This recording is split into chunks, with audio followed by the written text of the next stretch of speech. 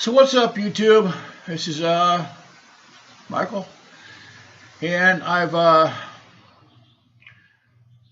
changed the name. Well, I started a new video channel. It's going to be the same as the old one. It's called Goodbye USA. When I started my first YouTube channel, the other one, LIVE.RICH.CAMBODIA. When I started the YouTube channel, I was unaware when I was filling out the thing for the YouTube. I put that my home address was in Cambodia, which is where it is, and they call on the they need a phone number to send a message, like to make sure it's not some kind of a scam thing, I guess. Anyways, so I gave them my Cambodian phone number, and they sent a message, and then I put the code in, and come to find out that's not really the right way to do it. Now only YouTube wants to show my videos in Cambodia, right? So the people here are not going to listen to the video anyways. Most of them can't speak any English, and even if they could, they're already poor. They're going to be poor their whole life. So the people that already have money, it just was pointless. So anyways, I started a new, which is what this one will be on. It's called Goodbye USA, and that has a couple different meanings. For me, it was Goodbye USA because I didn't want to live there anymore. I decided that a long time ago. When I was on my 50th birthday, I was living in the USA in California, and I was working at a machine shop as a machinist. I learned how to weld and run lathes and do the CNC machine thing. And anyways, I was working in a machine shop 8 hours a day, and then I had a business, side business that I was doing property management. I was taking care of rental houses, taking care of doing whatever I had to do, because California is very expensive to live in. And I lived in a nice, really nice house, and to be able to live alone, I was living alone. I had girlfriends and stuff, but I wasn't married. Single income, just myself, and I liked the nice things. I liked I had a really nice Harley Davidson. I've had Harleys, many Harleys in my life, but I had a really nice Harley. I had a 1969 GMC pickup truck that was almost fully restored. The only thing really left to do on it was to paint it. It had paint on it already. It looked nice, but I wanted to paint it to flat black. And anyway, it was totally restored, air conditioning, nice stereo. It was a really nice truck. And then I had a Pontiac. I know they don't make Pontiacs anymore, but I had a Pontiac car that I used to go back and forth to work, and then so I had my toys, and then my house was $1,800 a month, and then just the whole bill. So I had to work a lot on the side. I had to do my little side business, and which was cool. I was fine. But anyways, on my 50th birthday, I got up, and I was 50 on that day. I went to the bathroom, and I looked in the mirror, and I talked to myself. I had a nice long talk with myself. And I said, brother, you got to make everything you can, because I was watching retired people around me, people that I know that are retired, that were living off of Social Security and just whatever savings they had, still paying the mortgage on their 30-year mortgage, still paying the mortgage, paying off student loans, and the insurance, and the Medicare part, whatever. And I would listen to them. I would talk to them. I was going to the gym, and I would see them at the gym, and they would tell me how difficult it was. And I decided then that I was going to stop working at 62. So I had 12 years. I had 12 years to start making a plan. So I started looking. First, I was going to go because I've traveled a lot. I've been to Belize. I lived in Panama for a while. Different places. I looked at Portugal. I looked at Belize. I looked at, obviously Mexico's out of the question. You know what I'm saying? I don't want to get kidnapped, so Mexico was out of the question. Just different places that I could go and enjoy the rest of my life like I'm doing right now. So, and long story short, I ended up choosing Southeast Asia, Cambodia. And I made a plan. And I saved all the money I could. All my vehicles were paid for. The only thing really I had to pay was for my house and, you know, the utilities and all that stuff. And you know, I didn't need medical insurance because I'm a veteran. So I got the VA thing. So I decided I had to get out. And I decided that then. I decided when I was 50. And then as time went on, I ended up meeting my current wife through a Cambodian friend of mine in California. And started coming over here, saw what it was like. Saw how it's a third world country. I saw how poor the people were. And I saw that you could go some places like where I live, and it's really nice. But you get out of this subdivision, boy, it's something else, you know. So a lot of people just stay where they're at. Okay? They just stay where they're at. So I've here recently started this, you know, YouTube thing. I taught English here for a while, really easy. Teaching a language, excuse me, that you've spoke all your life and that you've written and written all. It's just, to me, it was so easy. It was just, you know, and the money that they will pay for a foreign teacher is nice for over here. It's way more than they pay the Cambodian. It's just way more. And you don't even have to, for the teachers here. They require a 2-year teaching. You know, they have to go to university for 2 years. I think it's a bachelor's. But anyways, they have to go to university for 2 years. I did not. All I had to do was get a certificate, and I have a government work card, which allows me to work here legally. And I just try to teach students, you know, words, airplane, flower, umbrella, make sentences with it. It's just, you know, teaching them grammar and you know, don't, can't, you know, all the grammar words. And then I taught some math, just basic math, multiplication, you know, addition, just basic math numbers, because the Cambodians, they speak of Khmer, and their Khmer numbers are totally different. If you want to look it up online, you can look at their language. It's very letters are like in like some kind of a design or something. I don't know. Anyway, so I taught them math, but I said goodbye to the USA. I said goodbye. And now with this channel, I started a new channel.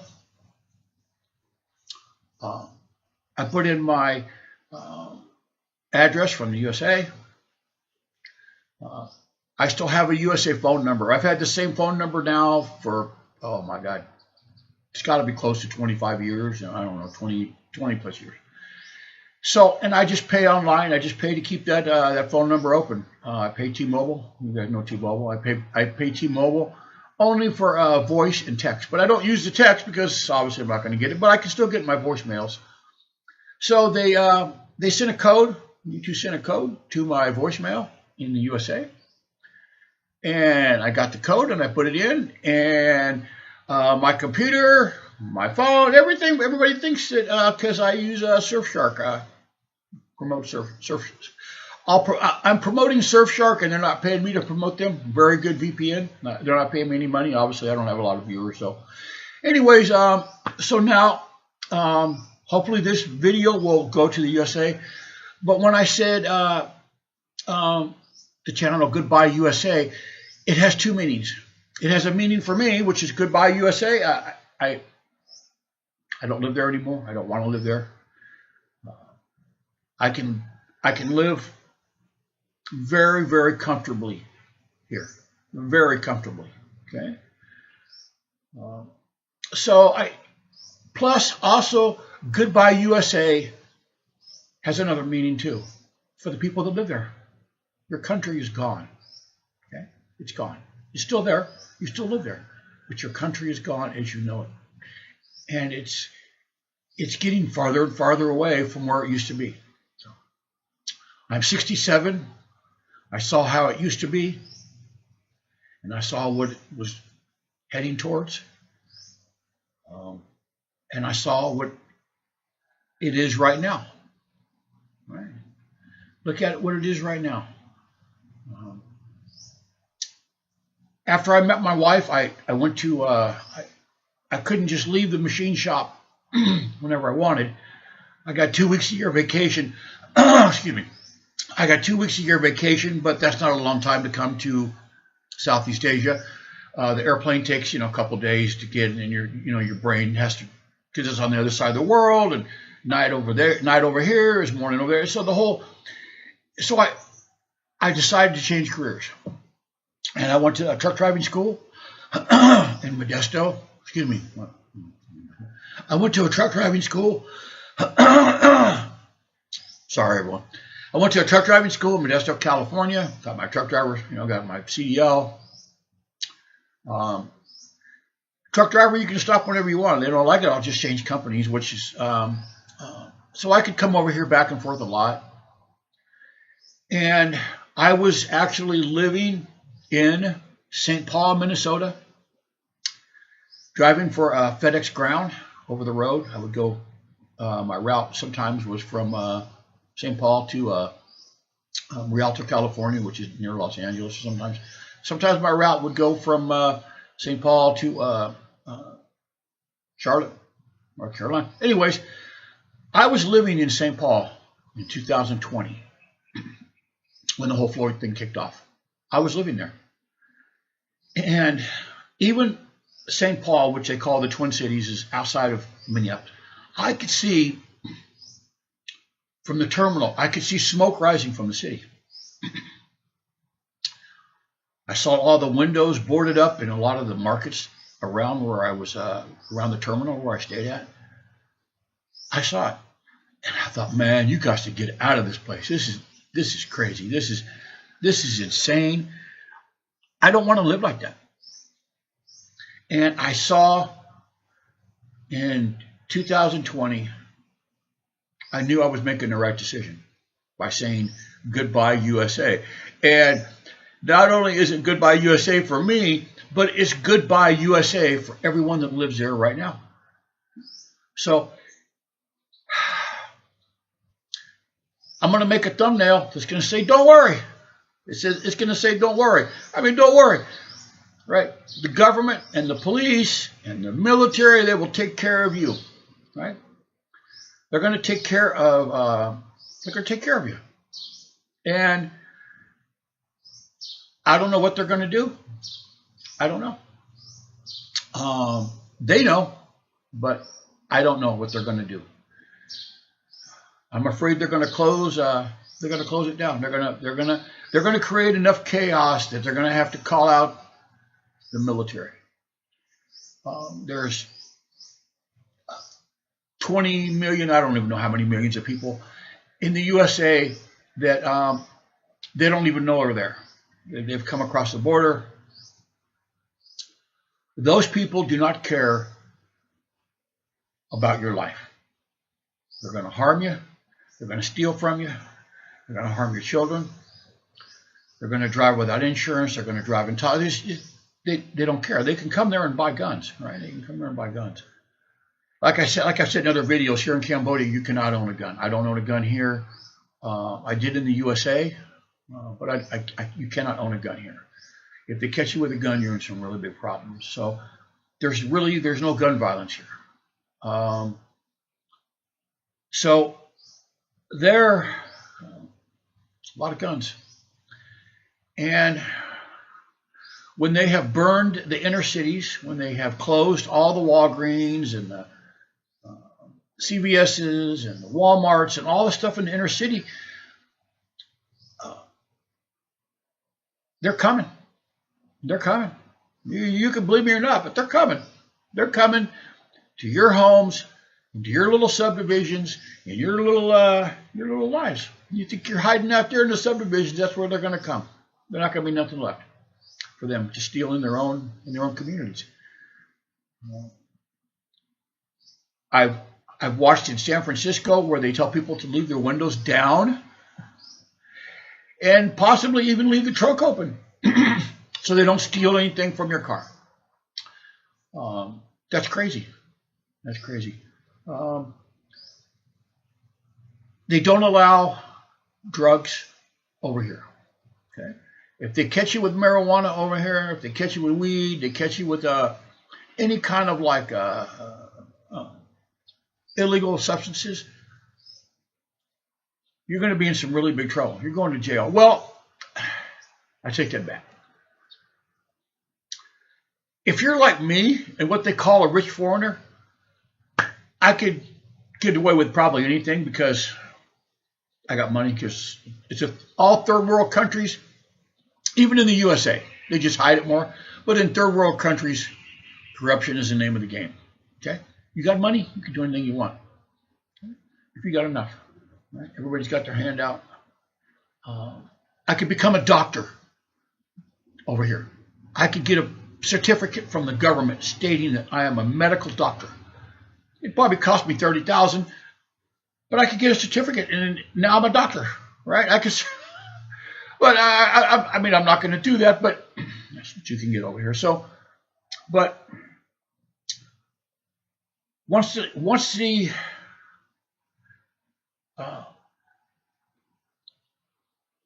cities, the inner cities, the liberal cities, the blue cities, whatever you want to call them, once they have completely burned those places out where there's no shopping, there's no place, there's nothing else to steal, they're coming for you.